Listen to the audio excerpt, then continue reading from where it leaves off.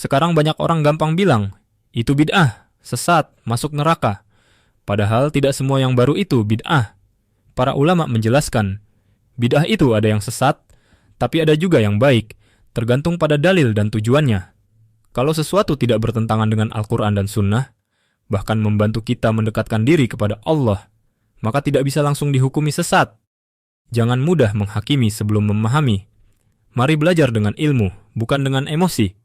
Karena agama ini bukan sekadar tradisi, tapi tuntunan yang penuh hikmah. Apa itu bid'ah? Bid'ah membuat sesuatu yang tidak dibuat oleh Nabi Muhammad SAW. Tidak ada dalilnya dari 3 aspek: qauli, fi'li, taqriri. Perbuatan yang tidak ada dalilnya bid'ah. Jangan dikatakan perbuatan yang tidak dibuat Nabi bid'ah. Perbuatan yang tak ada dalilnya bid'ah. Karena kalau dikatakan yang tidak dibuat Nabi bid'ah, Nabi tidak pernah pakai peci. Tunjukkan saya mana hadis Nabi pakai peci. Berarti peci ini bid'ah. Nabi mimbarnya tangganya dari depan. Ini masjid tangganya dari belakang. Berarti mimbar ini bid'ah. Mimbar Nabi tangganya dari depan, 3 lantai, 1, 2, 3. Jadi yang dimaksud dengan bid'ah perbuatan yang tidak ada dalilnya. Misalnya jam 12 siang ada bapak-bapak di panas terik tegak menghadap matahari. Pak, bapak mau ngapain? Aku mengagungkan Allah di bulan Rajab.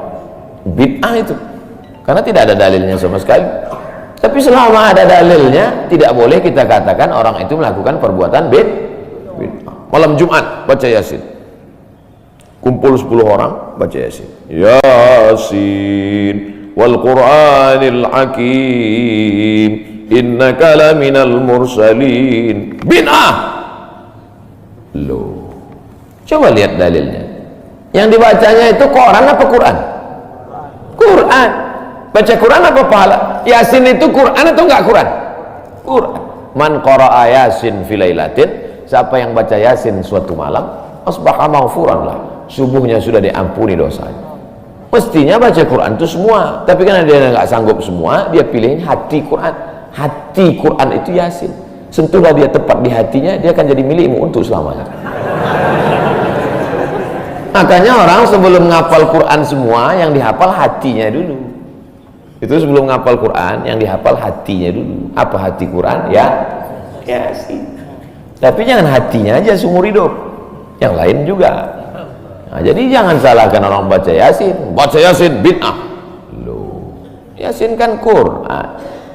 Baca Yasin malam Jumat nggak masalah. Seumur hidup baca Yasin masalah. Karena banyak surat yang lain. Baca juga Al-Fatihah, Al-Baqarah, Al-Nisa, Al-Imran, Al-Nisa, Al-Maidah, Al-An'am. Nah, jadi mudah. Perbuatan tidak ada dalilnya bid'ah. Selama ada dalilnya tidak bid'ah.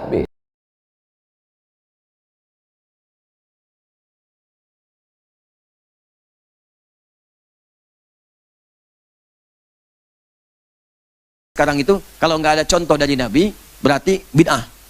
Yang nggak ada contohnya bid'ah. Dari mana Anda belajar kaidah itu? Apa semua yang nggak ada contoh itu bid'ah? Tidak.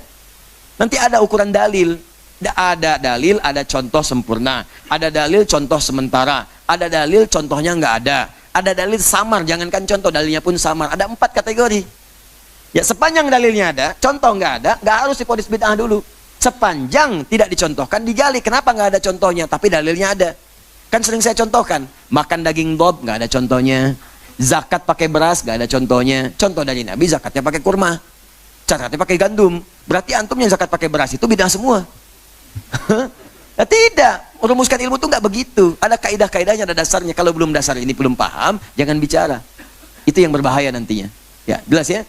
Apalagi menafsir ilmu yang satu dengan ilmu yang lain, itu yang fatal. Ada tauhid, ada akhlak, ada fikih, ada tasawuf.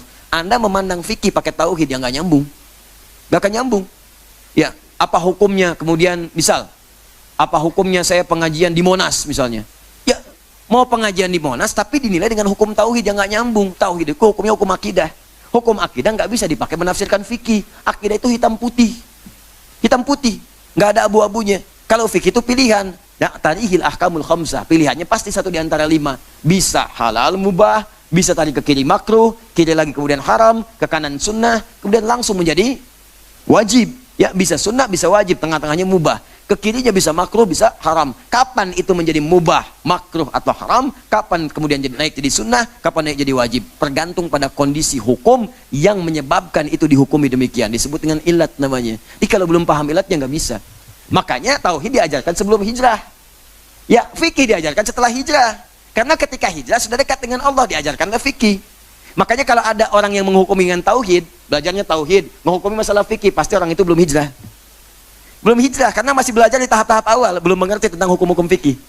Ya, paham ya? Nah, jadi yang seperti ini menurut saya dijauhi saja, dijauhi supaya tidak melahirkan nanti fanatisme yang berlebihan dan belajar dengan baik lagi serta tetap mendoakan yang demikian. Tadi tetap dihukumi hukum bergaul yang biasa. Jangan sampai kemudian jadi kasar, tidak. Ya, teman-teman bergaul, saya tidak pernah mengajarkan Anda mencela orang. Walaupun ada yang mencela saya, nggak apa-apa, mungkin belum tahu. Saya aja memaafkan, kenapa Anda mesti ribut? Saya memaafkan, kenapa Anda mesti ribut? Allah dicela. Ya innallaha thalithu tsalatsa. Orang kafir mengatakan Allah ada 3, itu kan celaan kepada Allah. Malaikat dicela, Rasul dicela, orang soleh dicela, sahabat dicela, tabiin dicela. Anda Tuhan bukan, malaikat bukan, Rasul bukan, Nabi bukan, ya kan? Sahabat bukan, tabiin bukan. Terus gak mau dicela, itu mustahil, mustahil. Jadi nggak apa-apa ya, walaupun ada yang mencela kita tetap bergaul dengan biasa-biasa. Kalau nggak sepakat, nggak apa-apa, kan tidak harus sepakat semuanya. Tapi jangan sampai perbedaan itu menghalangi kita minum teh, tetap bergaul dengan biasa-biasa. Kalau nggak sepakat, nggak apa-apa, kan tidak harus sepakat semuanya. Tapi jangan sampai perbedaan itu menghalangi kita minum teh bersama. Ya, catat tuh. Terakhir ya. Jadi sebelum mudah menyebut bid'ah atau menuduh sesat, pastikan dulu kita punya ilmu. Karena tidak semua yang baru itu menyimpang, dan tidak semua yang lama pasti benar. Islam mengajarkan keseimbangan, selama sesuai dengan Al-Quran dan Sunnah, selama membawa kebaikan, maka itulah bagian dari amal yang diridai Allah. Jangan cepat menghakimi, tapi cepatlah belajar. Semoga kita termasuk orang yang menjaga lisan, menuntut ilmu, dan mengikuti jalan Rasulullah dengan penuh hikmah. Bilal, ta'al. Ada apa ya Rasulullah? Sami'tu dafana alaika baina yadayya fil jannah. Aku dengar suara gesekan sendalmu dalam surga. Kresek, kresek, kresek, kresek, kresek. Apa amalmu Bilal? Kata Bilal, aku tidak pernah meninggalkan sholat sunat 2 rakaat setelah wudu. Usolli sunnatal wudu. Pertanyaannya, pernahkah Nabi sholat sunat wudu? 2 rakaat. Tidak pernah diajarkan Nabi SAW. Allahu Akbar. Nabi mengajarkan doa. Allahumma ba'id baini wa baina khatayaya kama ba'adta bainal masyriqi wal maghrib. Itu doa Nabi. Iya. Oh, kalau gitu Nabi Muhammadiyah Pak Ustaz. Itu kan doa iftitahnya Muhammadiyah. Selesai salat, waktu sedang salat, di belakang ada makmum. Apa bacaannya? Allahu Akbar kabira walhamdulillahi katsira wa subhanallahi bukratan wa asila. Selesai salat Nabi tanya, manil qail? Siapa yang baca Allahu Akbar kabira tadi? Siapa? Dia gentleman, angkat tangan. Anal, saya yang baca. Apa kata Nabi? Futihat abwabus sama, terbuka pintu-pintu langit. Turun rahmat karena doa yang kau baca. Pertanyaannya, pernahkah Nabi mengajarkan Allahu Akbar kabira? Tak pernah. Sami Allahu liman hamidah. Nabi baca doa. Apa yang diajarkan Nabi? Rabbana lakal hamdu mil'us samawati wa mil'ul ardi wa mil'u ma syi'ta min syai'in ba'du. Tapi ternyata ada orang bacanya lain. Sami Allahu liman hamidah. Apa dia baca? Alhamdulillahi hamdan thayyiban katsiran mubarakan fih. Selesai salat Nabi tanya, manil qail? Siapa tadi yang baca doa itu? Tidak pernah kuajarkan. Ana, saya ya Rasulullah. Apa kata Nabi? Ra'aitu bid'an wa salasina malakan yatabadarun. Aku lihat 39 malaikat turun ingin mencatat doa yang kau baca.